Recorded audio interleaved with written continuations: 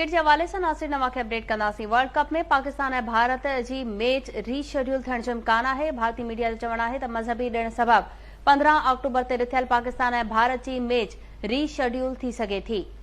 Match हिकु ॾींहुं अॻु करण जी सूरत में पाकिस्तान खे लॉजिस्टिक मसला थी सघनि था। अवां खे ॿुधायूं पिया त सिक्योरिटी इदारनि जे सलाह मशवरे बाद मुख़्तलिफ़ ऑपरेशन्स ते गौर कयो पियो वञे। पाकिस्तान टीम खे 12 अक्टूबर ते भारतीय शहर हैदराबाद में मैच खेॾणी हुई। वर्ल्ड कप में पाकिस्तान ऐं भारत जी मैच रीशेड्यूल थियण जो इम्कान आहे। अवां खे ॿुधायूं पिया मज़हबी ॾिण सबबि 15 अक्टूबर ते रिथियल पाकिस्तान ऐं भारत जी मैच रीशेड्यूल थी सघे थी। मैच हिकु ॾींहुं अॻु करण जी सूरत में पाकिस्तान खे लॉजिस्टिक मसला थी सघनि था। सिक्योरिटी इदारनि जे सलाह मशवरे बाद मुख़्तलिफ़ ऑपरेशन्स ते गौर कयो वेंदो। अवां खे ॿुधायूं पिया पाकिस्तान टीम खे 12 अक्टूबर ते भारतीय शहर हैदराबाद में मैच खेॾणी आहे।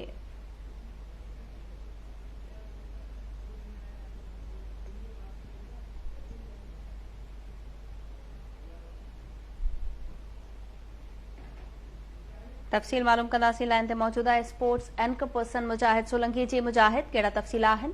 बिल्कुल 7 अक्टूबर महीने में वर्ल्ड कप शेड्यूल है भारत में ऐं पाकिस्तान ऐं इंडिया जी टीमुनि विच में 15 अक्टूबर ते जेकी मैच है अहमदाबाद में उहा शेड्यूल थियल है। पर ज़रियनि जे मुताबिक़ चवणु आहे त इंडिया में अहमदाबाद में 15 तारीख़ ते नवरात्रि जो त्योहार जेको आहे उहो मल्हायो वेंदो। उन करे इन मैच खे रीशेड्यूल करण जा इम्कान जेके आहिनि से वधीक थी विया आहिनि। उन हवाले सां ICC ऐं भारतीय क्रिकेट बोर्ड पाण में कोऑर्डिनेट कर रहिया आहिनि ऐं रिपोर्ट्स मुताबिक़ भारतीय सिक्योरिटी इदारनि बि अहमदाबाद जी मैच जी तारीख़ खे तब्दील करण जो जेको आहे सो मशवरो ॾिनो आहे। भारतीय मीडिया जे मुताबिक़ सिक्योरिटी इदारनि मज़हबी तवार सबबि हाई प्रोफाइल मैच खे सिक्योरिटी ॾियणु मुश्किल करार ॾिनो आहे ऐं उन हवाले सां भारतीय क्रिकेट बोर्ड जे उहिदेदारनि जो चवणु आहे त सिक्योरिटी इदारनि जे मशवरे बाद हाणे मुख़्तलिफ़ ऑप्शन ते गौर करे रहिया आहियूं, जंहिं सबबि मामले ते सभु गॾिजी वेंदासीं ऐं उन खां पोइ फ़ैसिलो कयो वेंदो त हिन मैच खे कहिड़ी तारीख़ ते मुक़ररु कयो वञे। 15 तारीख़ ते शेड्यूल थियल मैच जेकी आहे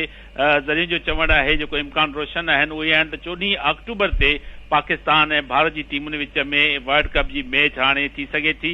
वाज़े त पाकिस्तान खे वर्ल्ड कप में 12 तारीख़ ते हैदराबाद में भी श्रीलंका के खिलाफ मैच खेॾणी है। उन हवाले से सिक्योरिटी के इंतजाम सख्त किया विया आहिनि। पर T20 वर्ल्ड कप जो वर्ल्ड कप है भारत में शेड्यूल उन में पाक भारत मैच जी है वह 15 अक्टूबर ते अहमदाबाद में शेड्यूल थियल है। ICC यो शेड्यूल अनाउंस किया पर भारतीय क्रिकेट बोर्ड जो चवणु आहे त अहमदाबाद में जो उन्हनि जो रिवायती हिकिड़ो त्योहार थींदो आहे उन जे करे सिक्योरिटी ॾियणु तमामु मुश्किल थींदो, तंहिं करे इन खे रीशेड्यूल कयो वेंदो। जी मुजाहिद सोलंकी, अपडेट करण लाइ महिरबानी।